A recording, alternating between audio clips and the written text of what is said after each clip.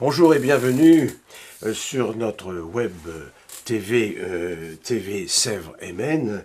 Nous nous retrouvons comme chaque mois pour cette émission pleine page. Aujourd'hui, notre invité, c'est une invitée, il s'agit de Françoise Bidois. Bonjour et bienvenue parmi nous. Bonjour. Françoise Bidois, écrivain, je ne sais jamais si on doit dire écrivain, écrivaine. Quant à moi, je reste écrivain. Je préfère aussi. Voilà, bon, ça n'a rien de, Ça fait ça n'a rien péjoratif. de machiste, mais je trouve ça plus joli. Voilà. Comme les aussi. amours sont féminines, eh bien, écrivain restera masculin, jusqu'à plus ample informé.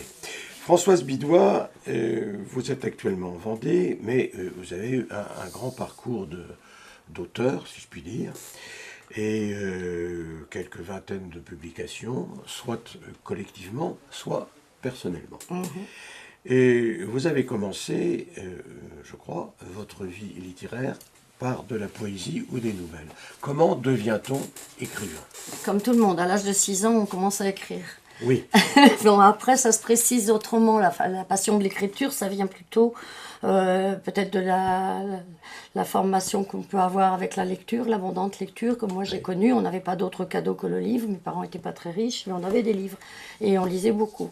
Ensuite, je suis d'une époque où il n'y avait pas le téléphone, les communications avec la famille qui étaient assez dispersées, parce que les Bretons et les Normands, ça voyage beaucoup. oui, car vous êtes d'origine, vos racines, comme on dit, n'est-ce pas, sont à la fois normandes et bretonnes, à la fois vikings et celtes. Ça fait un drôle de mélange, ça. C'est très détonnant, ça fait des sacrés caractères. Hein. Oui. Ça se reporte sur plusieurs générations. D'accord. Et donc la famille, on communiquait par courrier, en fait, on faisait des lettres assez abondantes. On n'avait que cette relation-là avec les membres qui étaient éloignés. Donc ensuite, par contre, je ne suis pas venue à l'écriture comme ça, parce que j'avais une mère particulièrement fouineuse. Et tenir un journal intime avec cette personne-là, ça restait du domaine, pour moi, de l'impossible. Ma sœur avait tenté le coup, il y a eu des échanges extrêmement épineux, parce que ma mère ayant lu des phrases qui lui ont pas plu, du genre « mes parents sont des sales petits bourgeois ». Donc moi... C'était vrai, non? Ma mère un peu beaucoup, mon père beaucoup moins. Les racines n'étaient pas les mêmes en fait. Mais bon, c'était surtout cette indiscrétion qui m'a bloqué beaucoup. Moi ensuite, l'aventure épistolaire est revenue du fait que je me suis mariée avec un marin au long cours.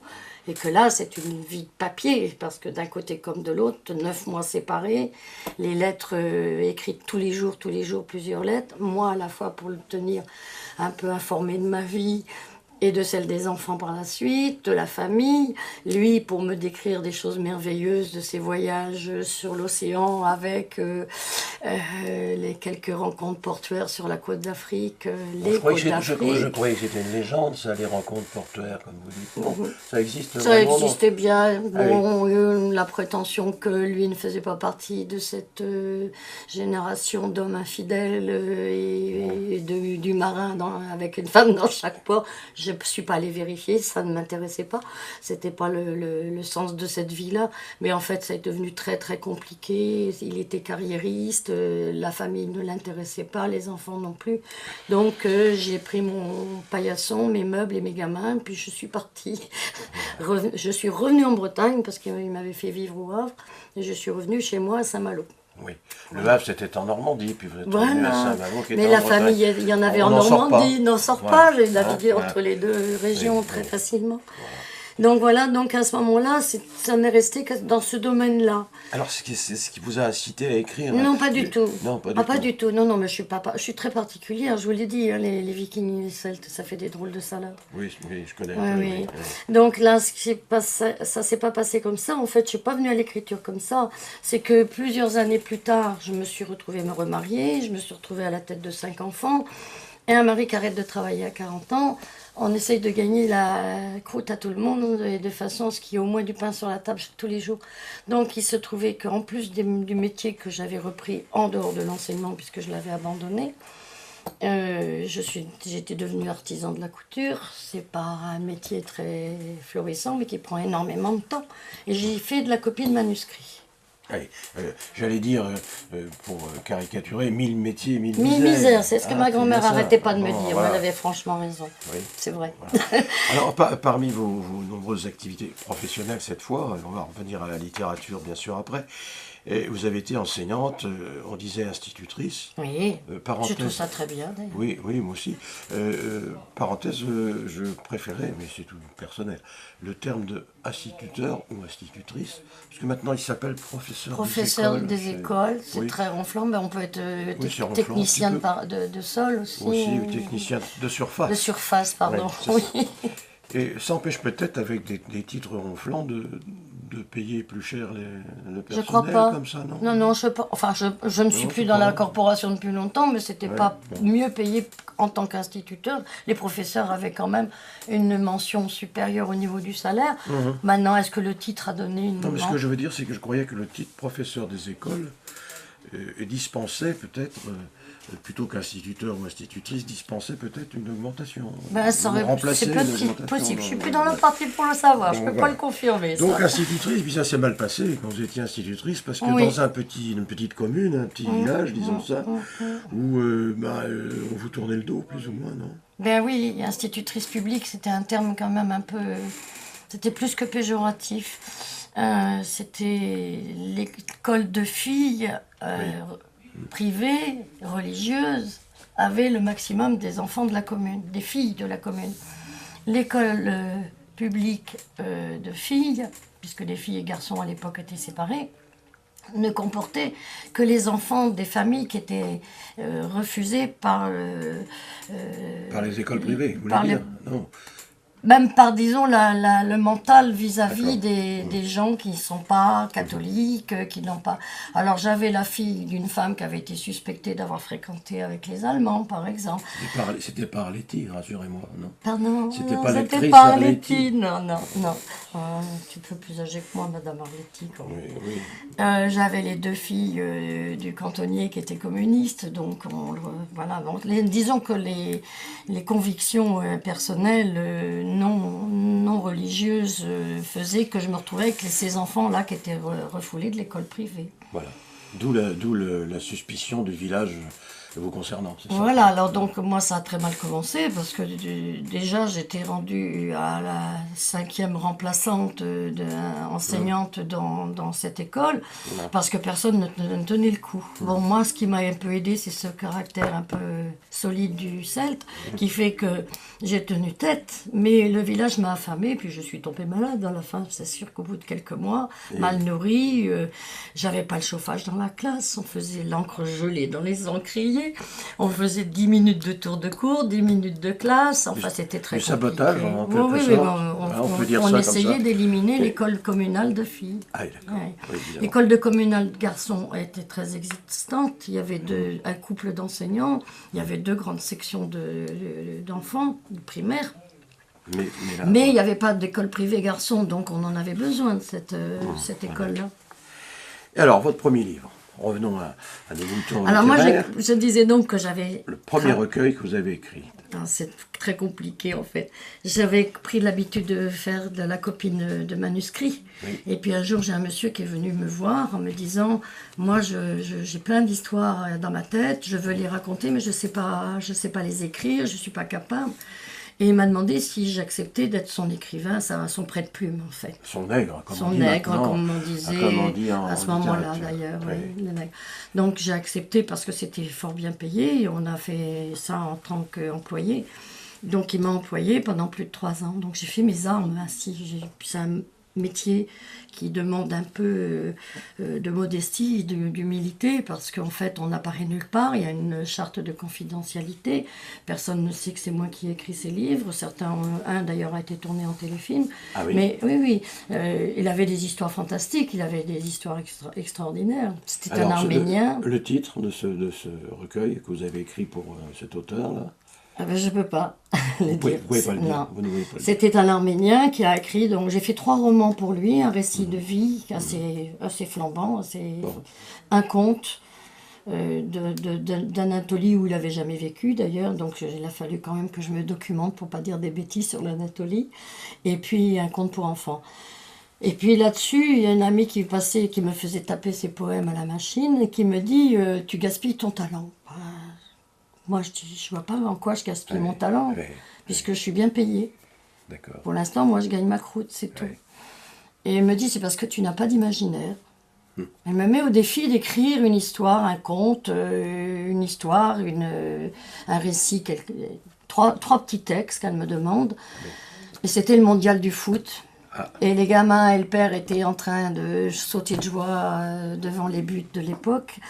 Et je me suis mise sur le canapé avec mes 3 chiens autour de moi, mon cahier, mon crayon. Et puis je lui ai fait ces 3 petites histoires. Puis le lundi, après les avoir tapées à la machine, je lui les ai données. Je dis, tu vois, je pense que j'ai un petit peu d'imagination. Ouais. Sans me rien me dire, elle me présente ces 3 textes à un concours littéraire. Comme ça se faisait parfois. Voilà. Oui. Et puis quelques temps après, elle me dit, est-ce que tu pourrais m'emmener à la chapelle, j'ai pu retrouver le nom, c'est à côté de Nantes, le village de la mère de Victor Hugo, où il faisait un concours littéraire. Oui, j'ai des trous de mémoire, c'est pas grave. C'est pas grave. Mais Victor Hugo. Voilà, le village de la mère de Victor Hugo. Oui. Et j'ai ramassé. Sophie Trébuchet, ensemble. Voilà. Hein? J'ai donc ramassé les 3 premiers prix. Ah bon, 3 d'un coup. 3 d'un coup. Je dis bon, ben finalement, ça doit pas être si mauvais. Et de fil en aiguille, j'ai continué à faire des petits concours comme ça pour le plaisir, en me disant après tout, ça me fait écrire. Et puis je suis arrivée à la Haute Académie littéraire de France, qui a commencé à me primer de façon très sérieuse. Et je me suis dit, bon, ben, j'avais pas envie de faire des romans, parce que j'en connaissais particulièrement le travail. Et j'ai continué sur les nouvelles. Puis un jour, après avoir eu un prix au niveau international, la Haute Académie littéraire de France me dit, mais vous avez une écriture très poétique, pourquoi vous n'écrivez pas des poèmes? Des poèmes, voilà. Là, je me suis sentie un peu mal, dans le sens où j'avais jamais écrit des poèmes. Bien sûr, au lycée, on avait appris la poésie, la prosodie, etc. Mais je ne me sentais pas trop capable. Et je fais le concours. Et rebelote, je rafle les prix. Donc, je me suis dit, ça ne doit pas être si mal que ça, cette poésie. Et puis là, moi, j'y ai trouvé surtout un grand plaisir. Je trouve une grande détente dans la poésie. Alors, on en a quelques-uns de vos recueils, quelques exemplaires. Oui. Ça s'adresse plutôt, en tout cas ceux qui sont ici, ça s'adresse plutôt à un public très très jeune, c'est pour des petits-enfants. Alors là, je vais encore vous contredire. Hein. Oui, mais tant mieux. À partir de 3 ans, la lecture faite en commun. Ah, et puis ça va jusque assez loin, puisque ça se termine sur des poésies érotiques. Donc je travaille, comme je dis, de 3 ans à 115 ans, avec beaucoup d'espoir dans la lecture.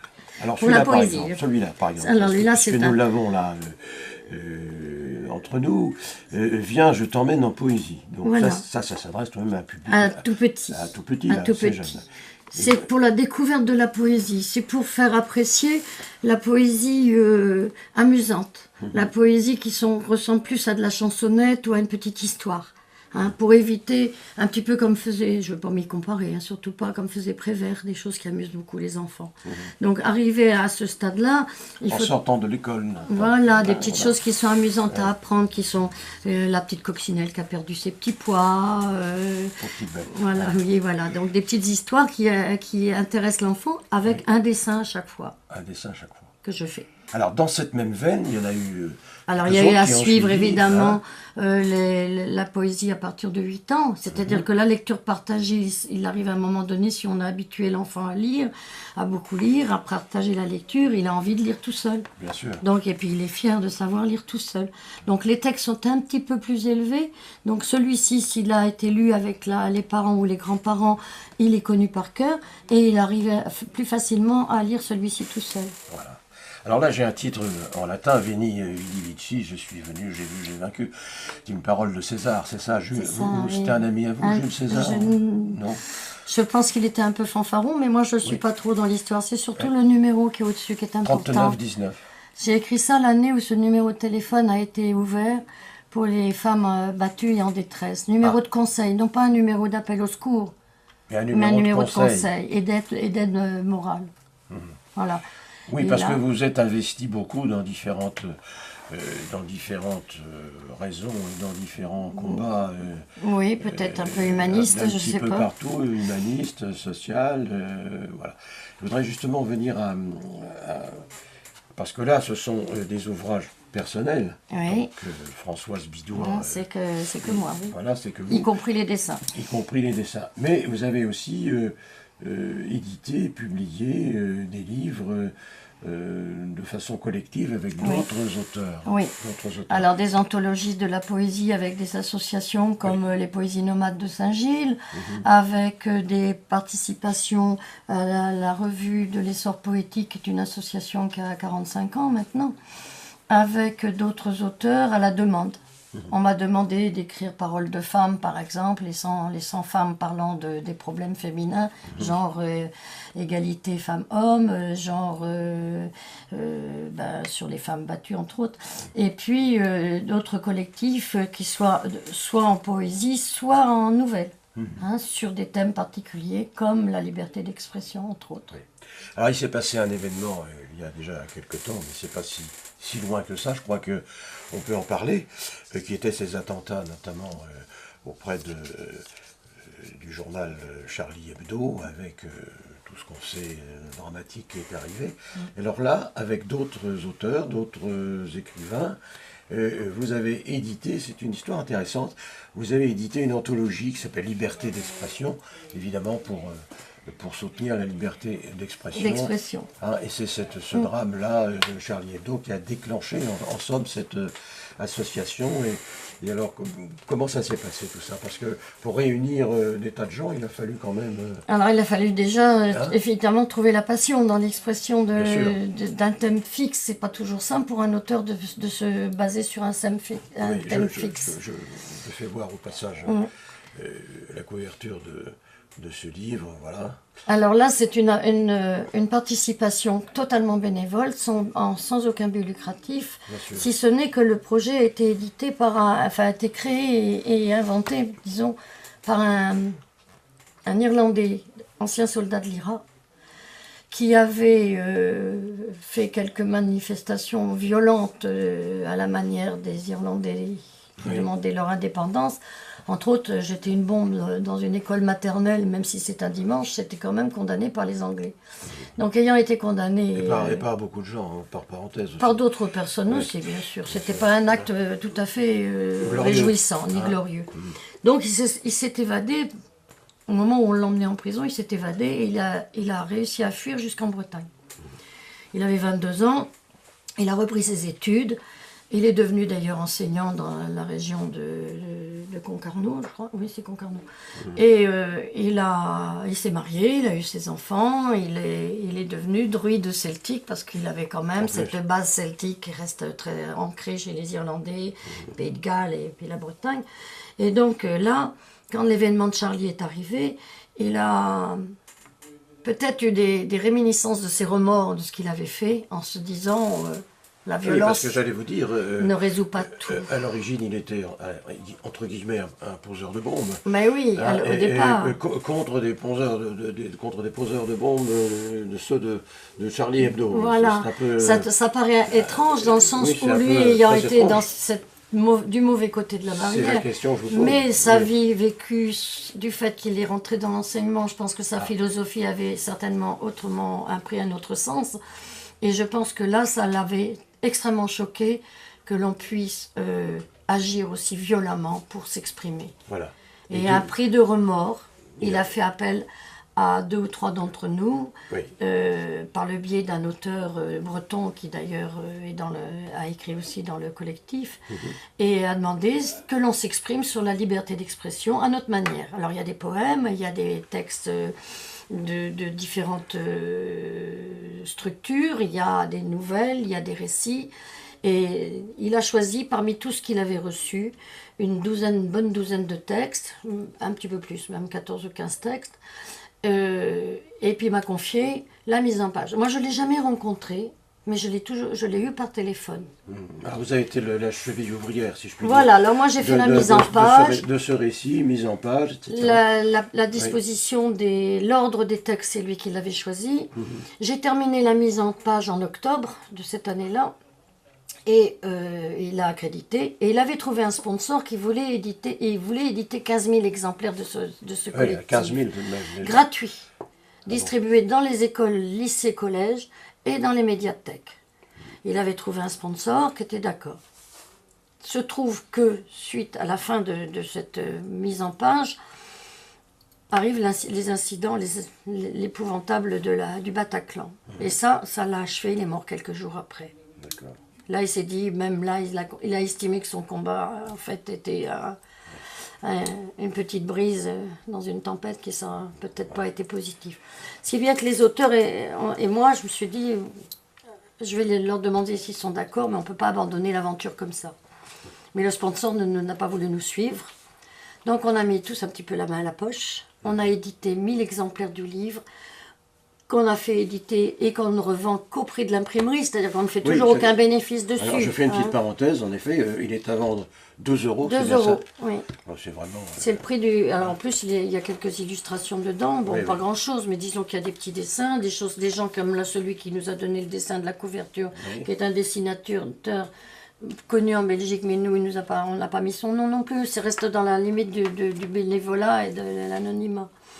Et puis, on a fait des rencontres dans les médiathèques, dans des bibliothèques. On a essayé de rentrer à l'académie. Moi, je suis vraiment fâchée avec eux, moi, hein, parce que je suis l'enfant terrible de cette section-là.